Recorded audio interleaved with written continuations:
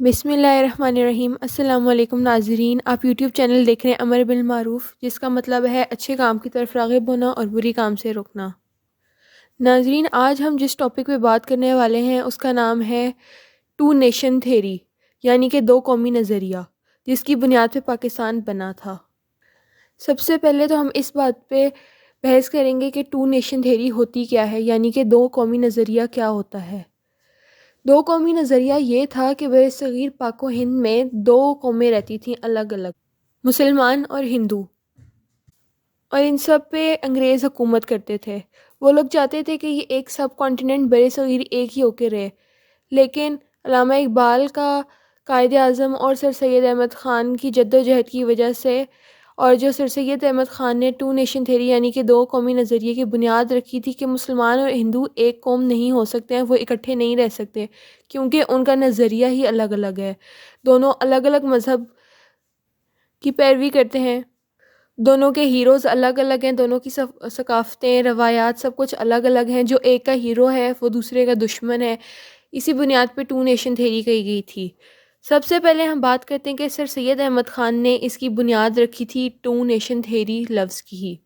شروعات میں سر سید احمد خان مسلم ہندو اتحاد کے حامی تھے، لیکن جب سے انہوں نے یہ دیکھا کہ اردو ہندی کنٹروورسی سٹارٹ ہوئی تھی بنارس میں 1867 میں، جب تو انہیں پتہ چلا تھا کہ ہندو صرف جو ہیں وہ اپنی زبان کو فوقیت دے رہے ہیں۔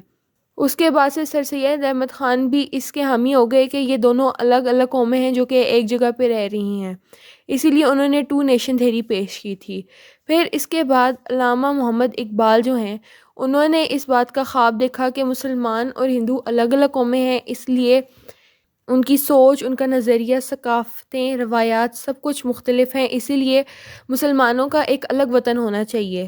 تو سر سید احمد خان کے بعد علامہ اقبال نے بھی ٹو نیشن تھیری کے بارے میں بہت ذکر کیا۔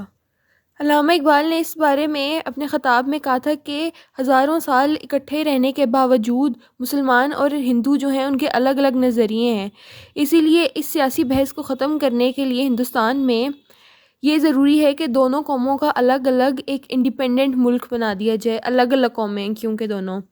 اور اس کے علاوہ علامہ اقبال نے پاکستان بننے کا خواب دیکھا تھا، پھر انہوں نے قائد اعظم کو بھی اپنے اس بات میں شامل کیا، اور اس کے بعد قائد اعظم نے پاکستان بننے کی جدوجہد شروع کر دی۔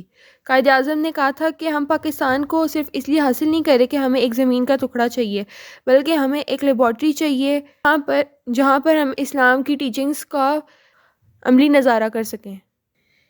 اس کے علاوہ قائد اعظم نے یہ بھی کہا تھا کہ مسلمان اور ہندو جو ہیں وہ الگ الگ مذہبوں سے تعلق رکھتے ہیں، دونوں کے ماننے والے اور ہیں، ان کی الگ الگ نظریے ہیں، الگ الگ ہیرو ہیں، الگ الگ ہسٹری ہے، اسی لیے یہ ایک جگہ پہ سب کانٹیننٹ میں کیسے رہ سکتے ہیں، یعنی کہ برصغیر پاک و ہند میں وہ اکٹھے کیسے رہ سکتے ہیں۔ اسی بنا پر ہم نے پاکستان حاصل کیا تھا ٹو نیشن تھیری کے بیس پہ، یعنی کہ دو قومی نظریے کے بیس پہ، اور آج پاکستان جب کہ ہم نے حاصل کر لیا ہے، پھر بھی ہم لوگ حالانکہ الگ قوم بن چکے ہیں، لیکن پھر بھی ہم دوسرے ممالک کے نیچے لگے ہوئے ہیں۔ ہم اپنی کوئی من مانی نہیں کر سکتے۔ اگر ہم لوگ اپنی مرضی سے کچھ بھی کرنا چاہتے ہیں تو دوسرے ملک جو ہیں وہ ہمارے اوپر مسلط ہو جاتے ہیں، اور اس کا کیا فائدہ ہوا ہمیں اپنا الگ ملک حاصل کرنے کا؟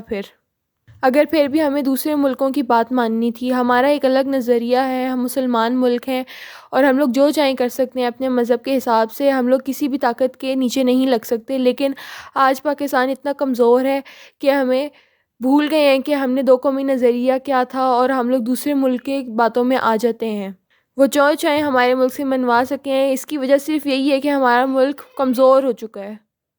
اسی طرح اگر ہم غور کریں تو پاکستان کی تحریک میں اور آج کی تحریک میں کوئی فرق نہیں ہے، کیونکہ ہم وہیں پہ کھڑے ہیں۔ دوبارہ ملیں گے، تب تک اپنا خیال رکھیے گا، اپنے چینل کا بھی۔ اللہ حافظ۔